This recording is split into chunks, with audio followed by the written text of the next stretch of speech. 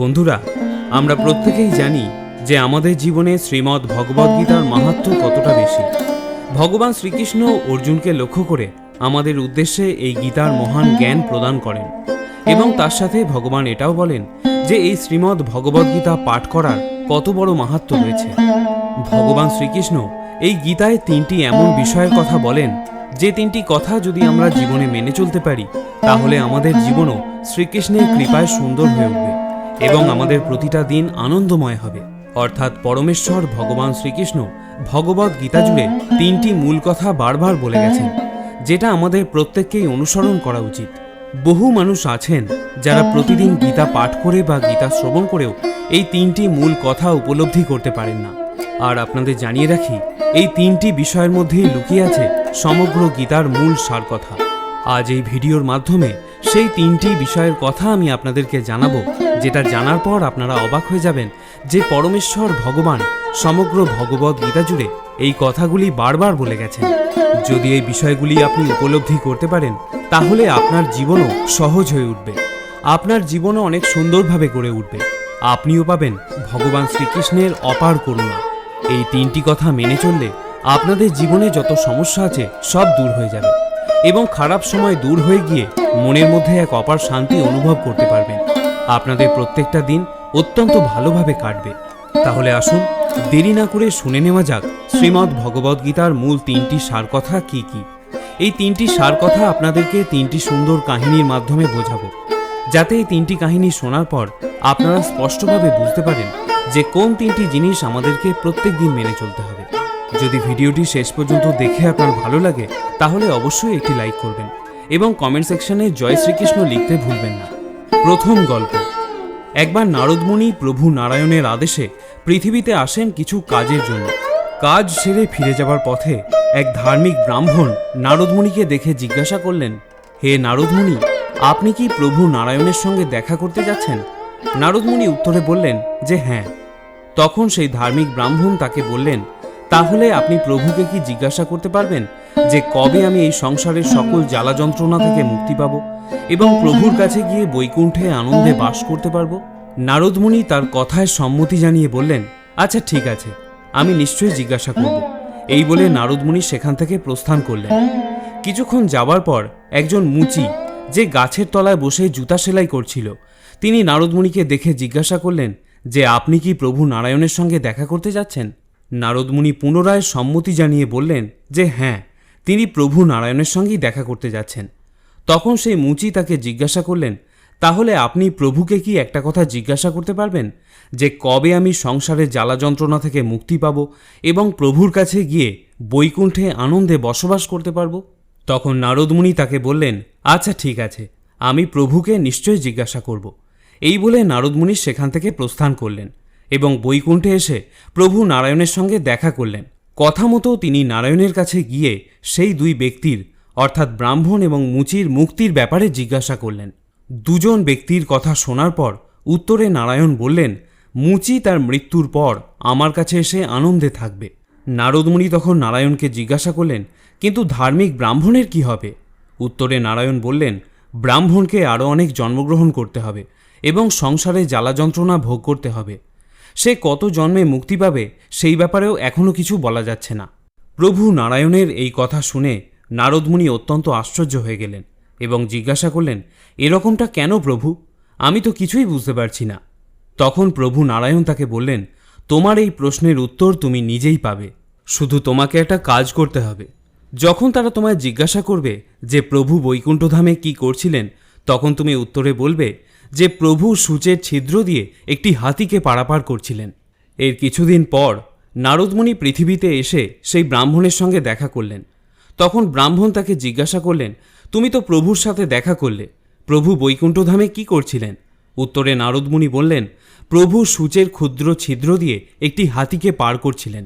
এই কথা শুনে ব্রাহ্মণ অবিশ্বাসের সুরে বললেন, আমি এসব আজে বাজে কথা বিশ্বাস করি না। তখন নারদমুনি সঙ্গে সঙ্গেই বুঝতে পারলেন যে এই ব্যক্তির ভগবানের ওপর সত্যিকারের আস্থা বা বিশ্বাস কোনোটাই নেই, এর জ্ঞান হল পুঁথিগত। তারপর নারদমুনি সেখান থেকে চলে গেলেন এবং মুচির সাথে দেখা করলেন। মুচি নারদমুনিকে দেখে জিজ্ঞাসা করল, তুমি তো প্রভুর সাথে দেখা করতে গেছিলে, প্রভু তখন বৈকুণ্ঠধামে কি করছিলেন? উত্তরে নারদমুনি বললেন, প্রভু একটা সূঁচের ছিদ্র দিয়ে একটি হাতিকে পারাপার করছিলেন। নারদমুনির এই কথা শুনে মুচির চোখে জল চলে এলো। সে বলল, আমার প্রভু সত্যিই অদ্ভুত, তার মহিমা বোঝা অত্যন্ত কঠিন, তিনি সব কিছুই করতে পারেন। নারদ তখন মুচিকে জিজ্ঞাসা করলেন, তুমি কি সত্যিই বিশ্বাস করো যে প্রভু একটা সূঁচের ছিদ্র দিয়ে একটি হাতিকে পারাপার করতে পারেন? উত্তরে মুচি বলল, কেন বিশ্বাস করব না? অবশ্যই আমি একথা বিশ্বাস করি। নারদমুনি তখন তাকে জিজ্ঞাসা করলেন, কি ভেবে তুমি একথা বিশ্বাস করলে? এটা তো একটা অসম্ভব কাজ, যেটা কারোর পক্ষে কোনোদিন করাই সম্ভব নয়। উত্তরে মুচি বলল, মুনিবর, তুমি তো দেখতেই পাচ্ছ যে আমি এই বড় অশ্বত্থ গাছের তলায় বসে জুতো সেলাই করি। তুমি দেখো যে অসংখ্য ফল গাছ থেকে রোজ মাটিতে পড়ছে এবং প্রতিটি ফলের বীজের মধ্যে এরকম আরও একটা বড় অশ্বত্থ গাছ সুপ্ত আকারে রয়েছে। যদি একটা ছোট্ট বীজের মধ্যে এত বড় একটা অশ্বত্থ গাছ থাকতে পারে, তাহলে একটা ছোট্ট সূঁচের মধ্যে দিয়ে হাতিকে গলানো প্রভুর পক্ষে কি এমন কঠিন কাজ? অর্থাৎ ঈশ্বরে প্রকৃত বিশ্বাসী হল এই ভৌতিক জগতের সকল জ্বালা যন্ত্রণা থেকে মুক্তি পাওয়ার একমাত্র পথ। এখানে অন্ধবিশ্বাসের কথা বলা হয়নি, কিন্তু ঈশ্বরের পক্ষে অসম্ভব কিছু নেই এই বিশ্বাসটা অবশ্যই থাকা উচিত। তিনি পারেন না এমন কোনো কাজ হতে পারে না। ভগবদ্গীতায় শ্রী ভগবান অর্জুনকে স্বয়ং বলেছিলেন, এই ভৌতিক জগৎ আমার নির্দেশেই পরিচালিত হয় এবং আমার নির্দেশেই প্রকৃতি চেতন অচেতন জগৎ প্রসব করে। এই কারণেই জগৎ পুনঃ পুনঃ সৃষ্টি ও ধ্বংস হয়। অর্থাৎ প্রথম মূল কথাটি হল ভগবান শ্রীকৃষ্ণের প্রতি অপার বিশ্বাস। এবারে আপনাদের বলবো দ্বিতীয় গল্পটি। একদা একজন মহিলা ভক্ত ছিলেন, যিনি রোজ সকালে ঘুম থেকে উঠে স্নান করার পর রান্না করতেন এবং তারপর সেই খাবার খেয়ে তিনি ভগবানের পূজা করতেন। একদিন তার বাড়িতে একজন আত্মীয় এলেন। সেই আত্মীয় খুব ধার্মিক প্রকৃতির মানুষ ছিলেন। 3 বেলা পূজা করতেন, ভগবানকে না দিয়ে তিনি কিছুই খেতেন না। এই আত্মীয় যখন দেখলেন যে সেই মহিলা ভক্তটি খেয়ে দিয়ে ভগবানের পূজা করেন, তখন তিনি অত্যন্ত রেগে গেলেন এবং সেই ভক্ত মহিলাকে বললেন, তুমি কি জানো না খেয়ে দিয়ে ভগবানের পূজা দিতে নেই? এতে অনেক বড় অপরাধ হয়। ভগবানের পূজা সবসময় না খেয়ে শুদ্ধভাবেই দিতে হয়। তুমি কাল থেকে না খেয়ে পূজা দেবে। এই কথা শুনে মহিলা পরের দিন থেকে না খেয়ে পূজা দিতে থাকেন। কিন্তু তিনি লক্ষ্য করলেন যে আগে যখন তিনি খেয়ে দিয়ে ভগবানের পূজা করতেন, তখন ঘন্টার পর ঘন্টা এক মনে পূজা করতে পারতেন, মন তার শান্ত থাকত। কিন্তু যখন থেকে তিনি না খেয়ে ভগবানের পূজা দিচ্ছেন, তখন থেকে 10-15 মিনিটের বেশি তিনি পুজো করতে পারছেন না। মন তার অশান্ত এবং চঞ্চল হয়ে উঠছে। এরকমই একদিন তার বাড়িতে একজন সাধু ভিক্ষা করতে এলেন। তিনি সেই সাধুকে দেখে তার এই সব ঘটনা খুলে বললেন। সেই আত্মীয় ভদ্রলোকটি সেই সময় সেইখানেই ছিল। সাধু সেই মহিলা ভক্তটির সব কথা শোনার পর তাকে বললেন, মা, পেটে যদি খিদে থাকে তাহলে ভগবানের দিকে মন দেবে কি করে? মন তো বারবার ক্ষুধার দিকেই যাবে। ভগবান ভক্তের ভক্তি দেখে, নিয়ম কানুন নয়। তোমার যদি খেয়ে দেই ভক্তি ভালো হয় তাহলে তুমি তাই করো। এবং এরপর থেকে সেই মহিলা ভক্তটি খেয়ে দেই পূজা করতে শুরু করে। শ্রীরামকৃষ্ণ পরমহংসদেব তার এক ভক্তকে একবার বলেছিলেন, তুমি খালি পেটে পূজা দিতে বসলে আর তোমার মন ঈশ্বরের দিকে না গিয়ে খাবারের দিকে চলে গেল, এতে কোনো লাভ হলো না। এর চেয়ে অনেক ভালো যদি তুমি খেয়ে দিয়ে শান্ত মনে পূজা করতে বসো। অর্থাৎ দ্বিতীয় যে বিষয়টি আমরা জানতে পারলাম তা হলো ভগবানের পুজোয় সবথেকে ঊর্ধ্বে যা থাকে তা হলো ভক্তি। ভগবান শ্রীকৃষ্ণ শ্রীমদ্ ভগবদ্ গীতাতেও এটাই বলেছেন। তিনি বলেছেন, তুমি পূর্ণ ভক্তির সাথে সব কিছু আমাকে সমর্পণ করে দাও, তবেই তুমি ভগবত ধামে যেতে পারবে এবং অন্তে পরম পদ প্রাপ্ত হবে। পরমেশ্বরের প্রতি থাকতে হবে অচলা ভক্তি। এই ভক্তির দ্বারাই জীবনে সব খুশি লাভ করা সম্ভব, কারণ ভগবান ভক্তের এই ভক্তি দ্বারাই প্রসন্ন হয়ে ভক্তের ওপরে কৃপা করে থাকেন। বন্ধুরা, এবারে আমরা জেনে নেব তৃতীয় গল্পটি। এক কৃষ্ণভক্ত উত্তরপ্রদেশের কানপুরের আখেরি গ্রামে এক সাত্ত্বিক ব্রাহ্মণ পরিবারে জন্মগ্রহণ করেন। জন্মের সময় তার পিতার দেওয়া নাম ছিল অনিরুদ্ধ কুমার পাণ্ডে। তার ঠাকুরদাদা একজন সন্ন্যাসী ছিলেন এবং তাদের পরিবারের পরিবেশটি অত্যন্ত ভক্তিমূলক ও শুদ্ধ ছিল। তার বাবার নাম ছিল শ্রী নরেন্দ্র পাণ্ডে, যিনি পরে সন্ন্যাস গ্রহণ করেছিলেন। তার মা প্রতিদিন সাধু সেবা করতেন এবং অন্যান্য আধ্যাত্মিক কাজে ব্যস্ত থাকতেন। তার বড় ভাই পরিবারের সবাইকে প্রতিদিন শ্রীমদ্ ভগবদ্গীতা পাঠ করে শুনিয়ে পরিবারের আধ্যাত্মিকতা আরও বাড়িয়ে তোলেন। অনিরুদ্ধ ছোট থেকেই ঈশ্বরের জপ ধ্যান করত। সে যখন একটু বড় হলো, তখন তার হঠাৎ করে একদিন উপলব্ধি হয় যে তার পিতামাতা এবং সব কাছের মানুষই তাকে একদিন ছেড়ে চলে যাবে। অর্থাৎ এই পৃথিবীতে সব কিছুই হলো অনিত্য, কোনো কিছুই সারা জীবনের জন্য তার সাথে থাকবে না এবং কোনো কিছুই তাকে সবসময়ের জন্য আনন্দ দিতে পারবে না, একমাত্র ঈশ্বরের ভালোবাসা এবং ভক্তি ছাড়া। এই জগতে ঈশ্বরই একমাত্র যে তার সাথে সবসময় থাকবে, অর্থাৎ ঈশ্বরই একমাত্র যা তাকে চিরশান্তি ও আনন্দ দিতে পারে, এবং এই ভালোবাসায় দুঃখ পাওয়ারও কোনো সম্ভাবনা নেই। এইসব উপলব্ধি যখন তার মধ্যে আসে তখন তার বয়স মাত্র 13 বছর, এবং সেই বয়সেই তিনি সিদ্ধান্ত নেন যে তিনি গৃহত্যাগ করে সন্ন্যাসী হবেন। তিনি এই সিদ্ধান্তের কথা তার মাকে জানালেন এবং তারপর তিনি ঈশ্বর সাধনায় বেরিয়ে পড়লেন। কিন্তু বেরিয়ে পড়ার পর তার জীবনে কষ্ট কিন্তু কম ছিল না। বৃন্দাবনের গলিতে গলিতে তিনি প্রতিদিন ভিক্ষা করে বেড়াতেন। কেউ খাবার দিলে তিনি খেতেন, নয়তো বেশিরভাগ সময় তিনি ক্ষুধার্তই থাকতেন। তবে যখন মাঝে মাঝে তিনি কোনো খাবার পেতেন না, তখন একজন কৃষ্ণভক্ত মহিলা ছিলেন যিনি দিনের শেষে তাকে অন্তত 2টো রুটি খাওয়াতেন। শীতের দিনগুলোতে তার গায়ে কোনো বস্ত্র থাকত না। চটের বস্তা সেলাই করেই তিনি নিজের গায়ে জড়িয়ে নিতেন। সারাদিন শুধু একটাই তার কাজ ছিল, কৃষ্ণ নাম জপ করা। প্রথমে তিনি গঙ্গার ধারে থাকতে শুরু করলেন। সেখানে তিনি শিবের নাম জপ করতেন। তারপর শিবের প্রেরণা পেয়ে তিনি আসেন বৃন্দাবনে, এবং বৃন্দাবনে তিনি রাধারানীর সেবায় নিজেকে নিয়োজিত করেন। পরে যখন ধীরে ধীরে ওনার সাধন বলের কারণে নাম প্রচার হতে শুরু করল, তখন হাজার হাজার মানুষ তাকে দর্শন করতে আসে। পরে সকলে জানতে পারে 18 বছর ধরে তার 2টো কিডনিই খারাপ। তিনি তার একটি কিডনির নাম দেন কৃষ্ণ এবং অন্যটির নাম দেন রাধা। যখন তার শিষ্য ভক্তরা জানতে পারেন যে তার 2টো কিডনিই খারাপ, তখন বহু মানুষ নিজের কিডনি তাকে দান করতে আসেন। কিন্তু এই কৃষ্ণভক্ত কারও কিডনি নিতে রাজি হননি। তিনি বলতেন যে আমি কাউকে কষ্ট দিতে চাই না।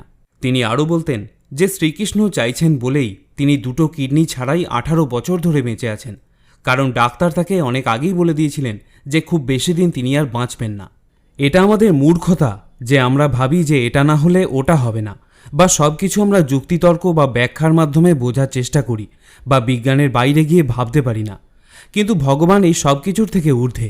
তিনি চাইলে এই জগতে সব কিছুই সম্ভব হতে পারে, যা কখনো যুক্তিতর্কের দ্বারা বলা বা বোঝানো সম্ভব নয়। তিনি আরও বলেন, ভগবান চাইছেন বলেই আমার 2টো কিডনি ছাড়া আমি এতদিন বেঁচে আছি। আবার তিনি যেদিন চাইবেন না, সেদিন তিনি এই দেহ থেকে প্রাণ নিয়ে নেবেন। সব কিছুই রয়েছে তার হাতে, আর তার উপরে সব কিছু ছেড়ে দিয়ে আমি বসে আছি। তোমরা হয়তো ভাবছ যে 2টো কিডনি ছাড়া কিভাবে একজন মানুষ বেঁচে থাকতে পারে, কিন্তু সেটা তোমরা তোমাদের বুদ্ধি দ্বারা ভাবছ। কিন্তু তোমরা কি কখনো এটা ভেবে দেখেছ যে ঈশ্বর যদি চান তাহলে কোনো কিছুই তার পক্ষে করা অসম্ভব নয়।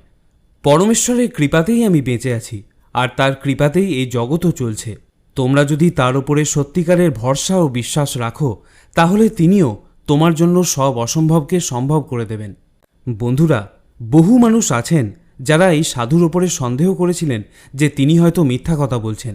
পরে যখন ডাক্তারেরা রিপোর্ট বার করে, তখন সবাই এটা জেনে অবাক হয়ে যায় যে তিনি বিনা কিডনিতে 18 বছর ধরে বেঁচে আছেন এবং যথেষ্ট সুস্থভাবে বেঁচে আছেন, কথা বলছেন, ঘোরাফেরা করছেন। অনেক মানুষ তো এটাও বলেন যে তিনি আসলে মৃত, কিন্তু 18 বছর ধরে শ্রীকৃষ্ণের শক্তি তাকে চলাফেরা করাচ্ছে, কথা বলাচ্ছে। বন্ধুরা, এই মহান সাধুর পরবর্তীতে সন্ন্যাস নাম হয় প্রেমানন্দ গোবিন্দজি মহারাজ। বর্তমানে তার লক্ষ লক্ষ শিষ্য ভক্ত। অনেক জ্ঞানীগুণী মানুষ ও মহাপণ্ডিতেরা এই মহান সাধুর সঙ্গে দেখা করে আশীর্বাদ ধন্য হয়েছেন। চলচ্চিত্র পরিচালক থেকে শুরু করে অভিনেতা, অভিনেত্রী, খেলোয়াড়, প্রমুখ ব্যক্তিগণ তার সান্নিধ্য লাভ করে ধন্য হয়েছেন। তাই বন্ধুরা, তৃতীয় যে মূল কথাটি হলো সেটি হলো নির্ভরতা। অর্থাৎ আমাদেরকে সম্পূর্ণভাবে শ্রীকৃষ্ণের চরণে নিবেদিত হয়ে কর্ম করে যেতে হবে এবং বিশ্বাস রাখতে হবে নিজের ওপর যে কোনো কর্মই আমার পক্ষে অসম্ভব নয়। এর ফলে হয়তো ভগবান শ্রীকৃষ্ণ আমাদের বিভিন্ন সমস্যার মধ্যে ফেলে আমাদের পরীক্ষা নিতে পারে, শুধুমাত্র এটা দেখার জন্য যে আমরা তার উপর কতটা নির্ভরশীল। আর এই নির্ভরতার পরীক্ষায় যদি আপনি উত্তীর্ণ হন, তাহলে ভগবানের অশেষ কৃপাদৃষ্টি আপনার ওপরেও বর্ষিত হবে। তাই বন্ধুরা, সম্পূর্ণ শ্রীমদ্ ভগবদ্গীতার 3টি মূল কথা হল ভক্তি, বিশ্বাস এবং নির্ভরতা। এই 3 গুণ যে ভক্তের মধ্যে থাকে, তাকে আর জীবনে কোনো কিছু নিয়ে চিন্তা করার প্রয়োজন হয় না, কারণ তার সাথে স্বয়ং ভগবান সর্বদা উপস্থিত থাকেন এবং তাকে অপার কৃপা করতে থাকেন। তার জীবনে কোনো সমস্যা থাকে না। যদি কোনো সমস্যা থেকেও থাকে, তাও অবিলম্বে তার থেকে ক্রমশ দূরে সরে যায়। প্রিয় শ্রোতা বন্ধুরা, ভিডিওটি দেখে যদি আপনার ভালো লাগে বা নতুন কিছু শিখতে পারেন, তাহলে অবশ্যই একটি লাইক করবেন এবং তার সাথে কমেন্ট সেকশনে জয় শ্রীকৃষ্ণ লিখতে ভুলবেন না। সকলে ভালো থাকবেন, সুস্থ থাকবেন। আপনার উপর পরমেশ্বরের কৃপা যেন সর্বদা বর্ষিত হয়। জয় শ্রীকৃষ্ণ।